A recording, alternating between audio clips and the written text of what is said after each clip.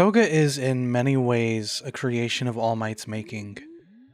All Might was a hero that meant so much to the world that he literally warped all sense of healthy perception of herodom. He continually puts humanity and, more importantly, a peace forged for humanity ahead of everything, including his own well-being and body. And for the most part, his sacrifices are pretty successful. But what about the sacrifices forced upon others because of his decisions? What is sacrificed for that peace? And possibly more importantly, who is sacrificed for that peace?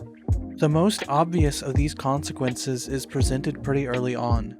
Many heroes are more concerned with the public perception that others have of them than actually helping the public. It has become such a common thing that it is even taken into consideration when the public rankings for heroes are released.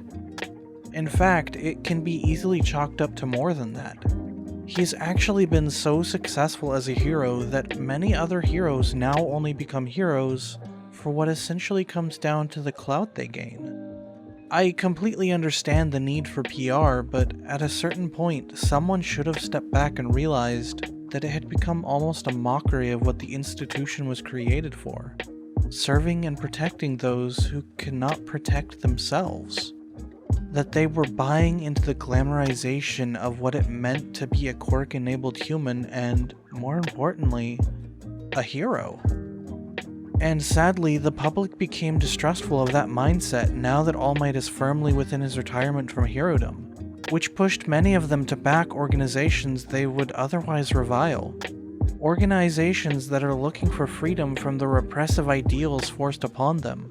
Ideals springing from a mindset of peace for the majority being more important than the few who have little to no control over the quirks that they were born with.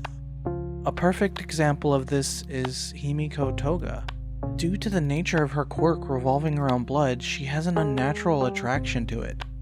Because of this, being seen as something wrong, no matter the source of this attraction, she's forced to repress her emotions by her parents instead of trying to help her work through them, all for the sake of appearing normal in a society that thrives off the extreme differences apparent in most of the population, as long as those differences aren't too different. This of course causes those emotions in Toga to boil over when she begins to associate those feelings with love. First for a classmate, and later for Ochako and Deku, all because her parents didn't want to appear weird in a world consumed with public perception.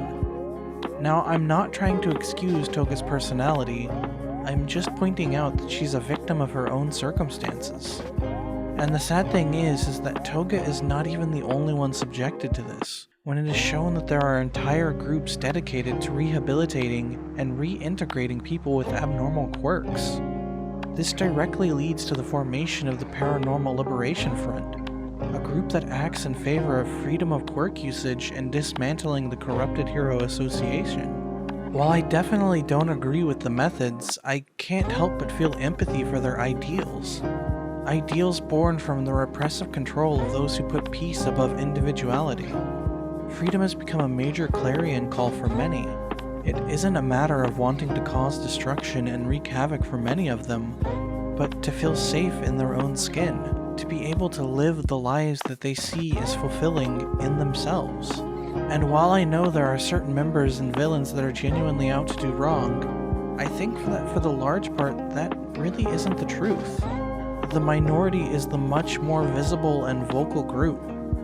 And once again, Toga is the prime example of what it means to simply want to exist in her own way, but is continually denied that because of what that means for the rose-colored society that everyone had been living in up to that point. One that eventually tainted Lady Nagant, Twice, Stain, and so many others simply because society couldn't handle the truth that All Might was the root cause for many of the problems that they were having.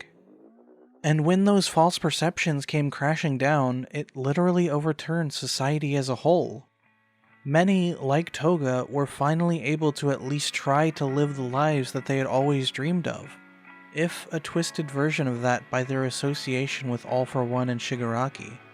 And I think that is only furthered in Toga by Twice's death, and then soon after by Ochiko's rejection of what Toga holds dear. The freedom that she so dearly holds to, like a child does with a doll. And to dive even more into that connection between Ochiko and Toga is the duality that connects them. The foil that rounds out their characters in so many interesting ways. Where Ochiko finds value and purpose in becoming a hero for the sake of her family, it very much acts as a chain that ties her down.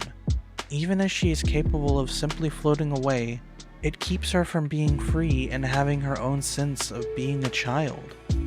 In the same way that Toga's childhood was stolen from her for simply existing in the circumstances she can't control, just as Ochiko can't control hers. But what I find most interesting about this connection between them is their sense of freedom, and how they manifest that externally in connection to their lack of a true childhood. When Toga gets some money, she's quick to spend it simply because it brings her joy in the items she gets. For Ochiko, that freedom is only able to be achieved by unburdening her parents' future before she herself can be free of the obligations of money. So while money becomes freedom for one by introducing the idea of choice and self-expression, it's a burden heavier than friendship and love for the other. Toga is a deeply flawed human, and as much as I hate to say it, much of that rests on the society that All Might built up as a better one, when in reality it just allowed those slowly spreading misdirections to poison the country further. That Toga and the villains of the current arc are pretty much a direct result of All Might's attempts to sugarcoat what was going on in the world. To maintain that peace, even if that peace were paper thin. This video was a ton of fun to make, so I'd love it if you let me know what you think down below.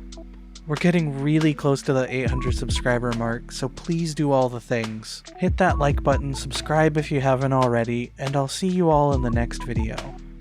With that, have a great day, my dudes.